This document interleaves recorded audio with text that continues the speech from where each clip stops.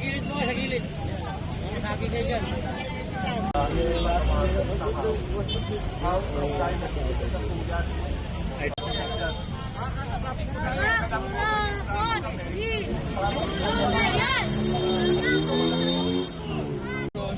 Huwag kami negosyo. Serbisyo sa tao. Serbisyo sa tao.